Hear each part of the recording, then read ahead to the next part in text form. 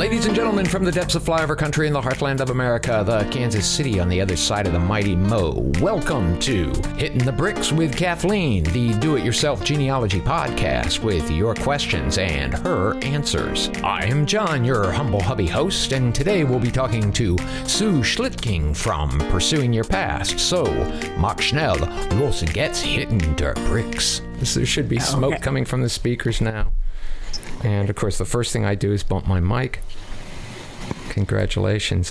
It's the first thing I do. The second thing I do is typically lean into the mic and go, hey, baby. So we're here with Kathleen, of course, and Sue Schlichting, and we're going to talk about, I think, some German records. That is correct, John. It's German Record Day. And Sue actually has a wealth of information and knowledge. And so I'm looking forward to learning from her, and I'm sure our listeners will be excited to hear what she has to say, especially since her specialty is really Germans in the Midwest.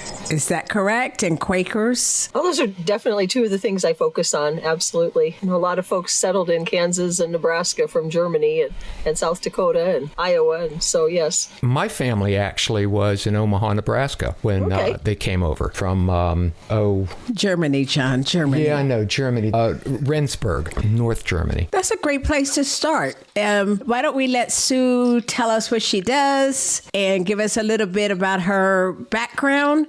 Okay. I started a genealogy business a couple of years ago, Pursuing Your Past, and I do focus on German genealogy and German records for folks that settled in the Midwest primarily, and have done some teaching and presenting, as well as doing research for people and some coaching also, helping folks that want to do their own research work through the process and help them to understand how the records work and how you might put those records together to have some success at what you're doing. And how did you get started, Sue? Way back when, I guess, I grew up on the farm next to the homestead farm. And so I grew up hearing the stories from the old country, and all of that intrigued me. And I took a 4-H project back in the 8th grade, and my dad carved the Schlichting family crest into the cover of a book. And he said, I'll do this if you will fill the pages in the book. And I worked on that and worked hard at it. And from there, we went forward, and I've been doing genealogy ever since. After college, I had the opportunity to spend some time in Germany on a 4-H exchange trip. And so I got to live in north, south, east, and west parts of Germany and experience the culture, experience day-to-day life, farm living,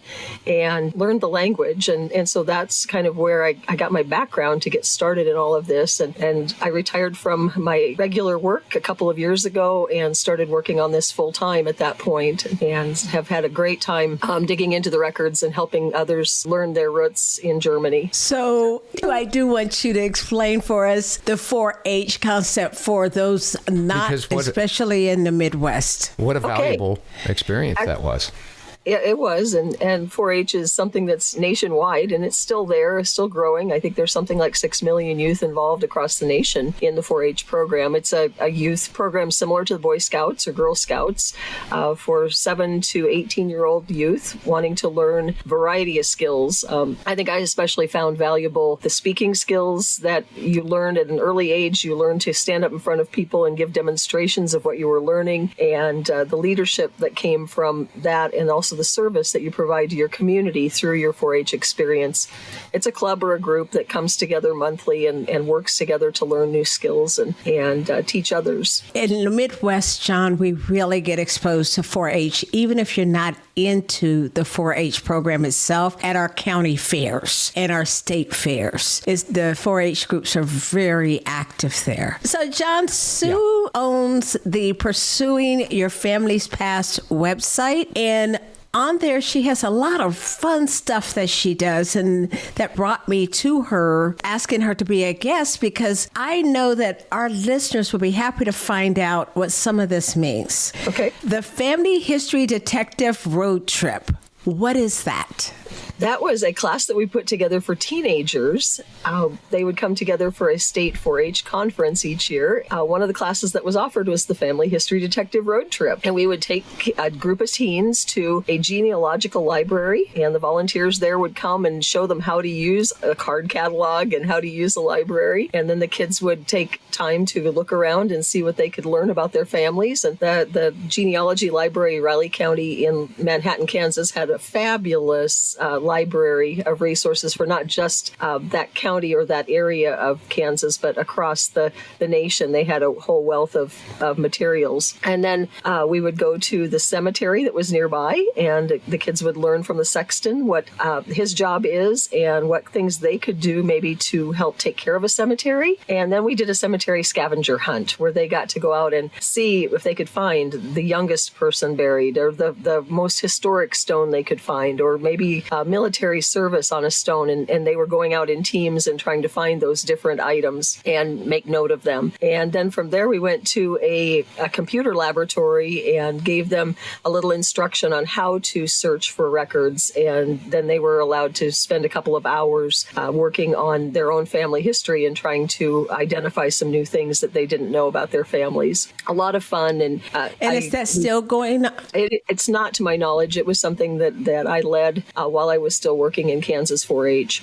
But it went for a dozen years. Okay. And every year was full. The kids were very engaged. And my favorite part of the whole thing was them picking up the phone and calling their aunt or their grandma or whoever the genealogist in the family was, and starting to have those conversations and getting excited about family history, because that's definitely one of the things we need to be doing, is cultivating that next generation of genealogists. That's wonderful. I didn't know about that program. And John, did you have a question on her newsletter you mentioned to me? I was going to say fostering those conversations earlier rather than later, I think is really important. Well, and I think if you start getting them interested at that younger age, they then will come back to it later. If they, life gets in the way for a while, but they will come back to it if they have curiosity at young ages. So, and I think that's actually what John has done, isn't it, John? Yeah, I'm dabbling.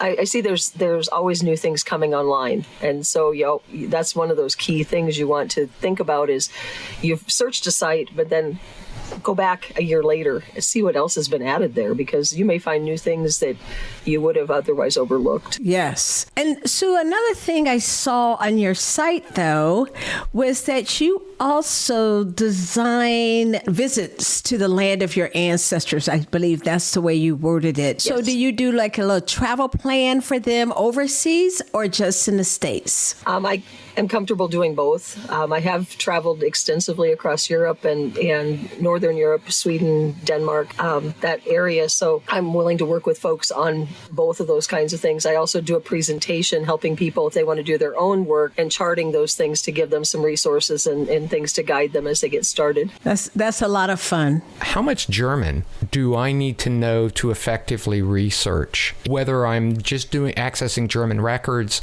or if I'm actually traveling there? I think a little bit of German. It's helpful. Most people speak some English in Germany, and so you can get by. But it always is, I think, a goodwill gesture when they see that you're trying to understand and trying to speak what their language is. And as far as doing records work, you really, there are a lot of great translation tools and lots of great guides that help you to navigate figuring out how the writing is and how the language is. And you can navigate a lot of that through translation tools. And it shouldn't be as daunting as it once was. One of the things that you mentioned is that you do a newsletter. Now, I don't know what the Chanel family newsletter is. Is that correct? Yep.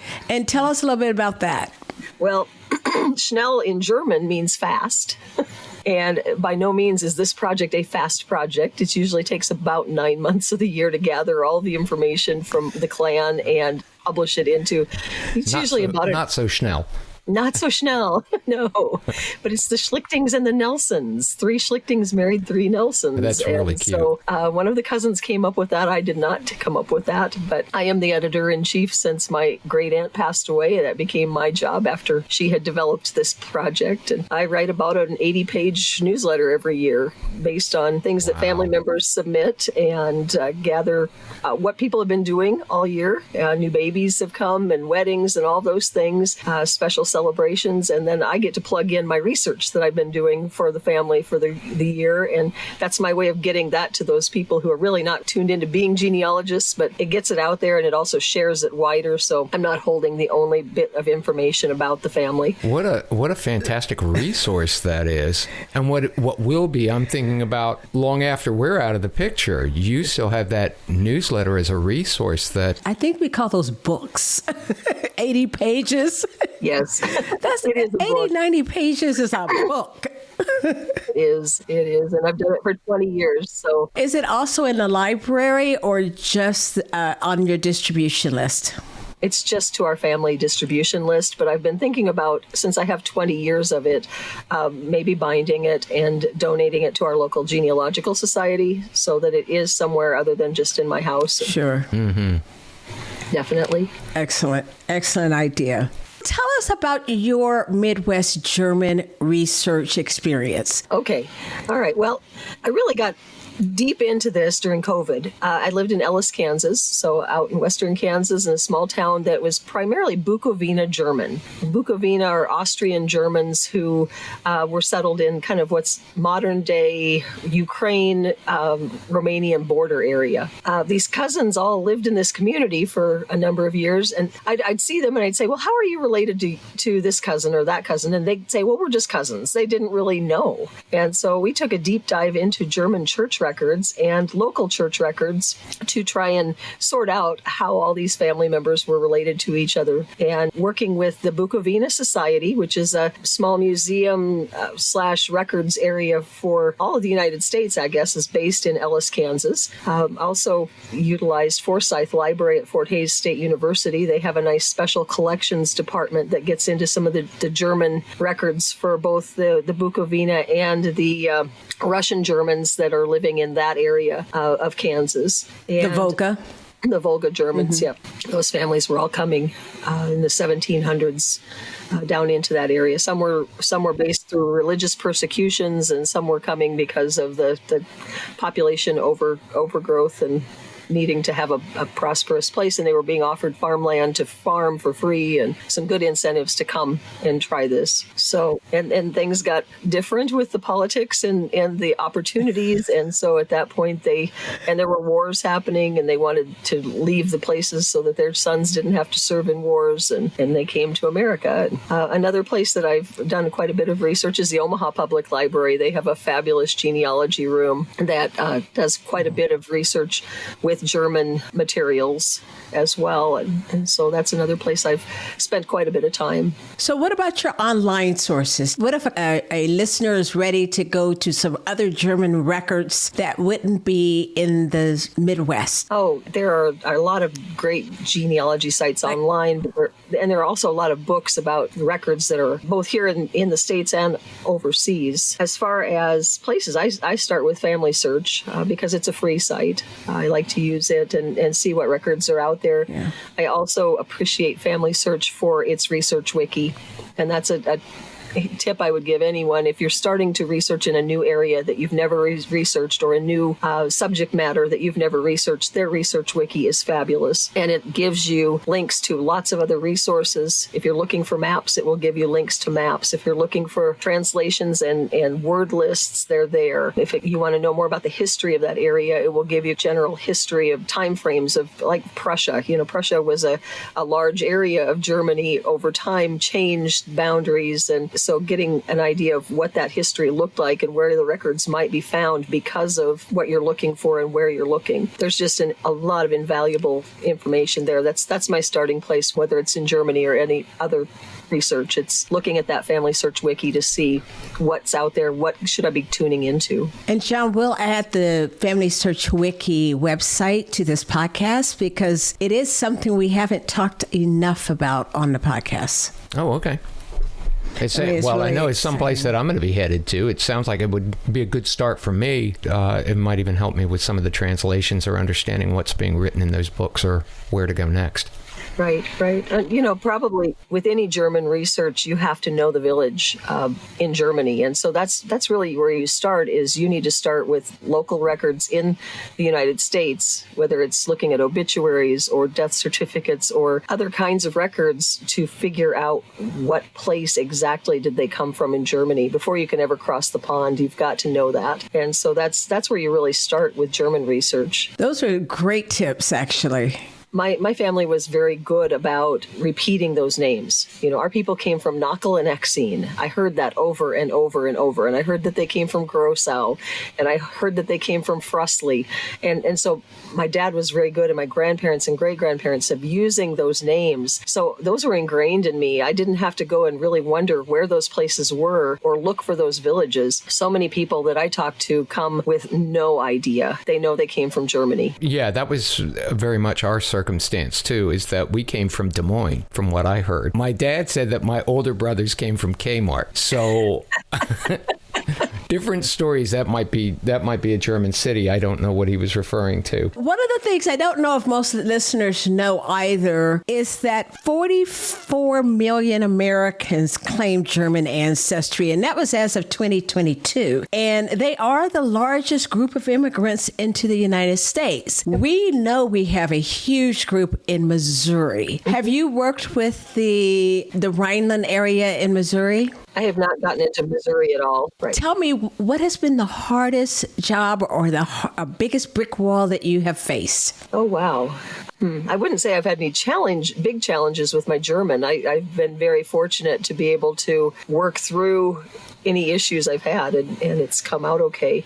I do have to tell you, probably one of my most exciting moments as a professional was I was volunteering at the Omaha Public Library, has a week of genealogy week each year. And a year ago, I had gone in to volunteer for a day and to share my German expertise. And this one lady knew I was coming, and so she said, "Oh, I've got a problem." She had been looking for her family since the 60s and had not been able to identify them. And we sat down and we looked at what we knew about this family. We worked with the Map Guide to German Parishes books that Kevin Hansen has published. We put that together with Meyer's Gazetteer with what she knew, and we put those things together and were able to then go to Family Search and look for records, and we were able to find her family. And she broke into tears because she'd been looking for 40 plus years for this family, and we were able to break through that by just putting the different resources together and overlapping them, and it worked to help her to identify what she was looking for. So that was fabulous. A wow moment as a genealogist to be able to help someone sort that out after that many years of trying things. That is fantastic. So you mentioned that you do speak German. Do you translate documents for people? I do. I sometimes take some time, especially if the handwriting is extremely difficult. But yes, I do some translation work. I was just going to say, I know that right now they're promoting AI and saying that AI can help with translations and some of that. And I've played around with that a little bit as well, but I wouldn't rely on it. How did it do? Marginal. And even Family Search says that. Family Search tells you that we'll put up what we consider our first draft of a transcript, but we need eyes on it before it's actually transcribed. And I love that little phrase that they have on their AI documents with their new beta tests. But it may help you to overcome a challenge with a word that you didn't understand, couldn't make out the handwriting, and maybe it comes up with something that's an accurate thing. So you use it as a tool to help you to work through the process. I think we've landed on AI as a tool, not a solution. Absolutely. I have to tell you how I got started with my translations. I was living in a little town up in South Dakota, and a little lady came into my office one day, and she had this shoebox full of old letters from the old country. "Can you help me translate these?" "I can try." So in rural South Dakota in the winter, there's not a lot to do for a young person. So I would go to her house and we would spend our evenings going letter by letter, word by word through those letters to translate them, using the translation cheat sheets and working through those letters to help her to understand what was being said. But that's how I trained myself, was by working through that in a practical situation. And it gets easier with time. The genealogy community has wonderful classes on German translations and older handwriting styles. And they've got some good tutorial links as well. There are some sites out there where you can type in the word you're looking for and it will type it out into that script style. And there are multiple different script styles that it will translate to. And you can look at that and print that out and then use that as a comparison when you're working through the list of all of the names in a book. This is what it should look like. There are those kind of tools that you can use. That's interesting. Is there a site that you know off the top of your head that offers that? Yeah, let's see. This is script.byu.edu German handwriting. Oh, it's out of BYU's. Yes. Yes. Good. It's a tutorial out of there. That'll be perfect. So you covered with us the migrations, how to do translations, that you do speak German, and some of your favorite repositories. One of the things I would love to know about are your presentations, and where are you doing those? My German ones, I've done several for the Old Mill Museum in Lindsborg, Kansas. They've had me come and That's present. near my family's hometown. Yes, I kind of laugh because they're a Swedish capital, and so for them to host a Right. German research session was kind of interesting. But we've done one on just basic introduction to German and talking about how do you find those places to look for your family if you don't know the hometowns in Europe. And then we've also done one on German church records and diving into, what should you expect and how is it different from parts of the country from one to the other. My people coming from 3 different regions, from clear up on the German-Danish border to Posen, Prussia, to down in what's now modern-day Romania, Transylvania. My people come from very different places and have a little bit different twists on how you look at the records and the kinds of things that are available. So that's been good help, too, to know that there are some variations in things. So now, Sue, this is just a question I want to know. Are you going to be doing any presentations soon? What's next? Actually, the topic that's been the hot topic lately is inspiring the next generation of genealogists. That's been the topic I've presented. I just presented it yesterday. I'm presenting it tomorrow or Saturday in Lindsborg and across the country. I've been down in Florida with it and up to Connecticut and a variety of places. So that's been the one that has intrigued people the most. But I do a little of everything from, are you the family archivist and how do you care for all those things that come into your possession if you are that person, to the German. We've done some basic Swedish research projects as well. Just getting people getting started, how you share your genealogy with non-genealogists, so for example, my newsletter, my cousins don't care about the research process, but they are intrigued by the stories. And so getting those kinds of things Right. in their hands maybe connects the dots for that next generation too. But there's lots of things that we've done, creative ideas of ways to share your research that aren't just a tree chart or a book. We've done quilts and all sorts of things to help people share their history. Is there anything you want to tell us for the people who are interested in German research? I'd say just be persistent and determined. It will take some work. Don't let the language be a barrier because you can get over it with all the translator tools and other tools that are out there. Don't let that stop you from learning and exploring your family's history, because there is a ton of fabulous things out there to learn and explore. That's great. Any more Like I told Sue, it was really more a tidbits? chat for me. No, it really was a chat for me. I don't really care about anybody else. I feel a little bit inspired to start digging through some of my stuff now that Well, John, if there's something I can do to help you through this process, holler. well, Yes, John. I got a friend in the business now. Yes, you do. Thank you, Sue. I greatly appreciate that. Kathleen, anything else? No, that was it, John. Thanks, Sue, for joining us. This has been great. Thank you for having me, Kathleen. This has been fun. Well, congratulations. You made it to the end of another episode. Thanks so much for staying. Thanks to Sue Schlichting for chatting with us. Thanks to Chewy Chewbacca Brandt for his unwavering lack of interest in anything we're doing. The theme song for Hittin the Bricks was written and performed by Tony Fistknuckle and the Marstons. Watch for their next appearance in Caliga Hall. Do you have a genealogical question for Kathleen? Drop us a line at hittinthebricks@gmail.com and let us know.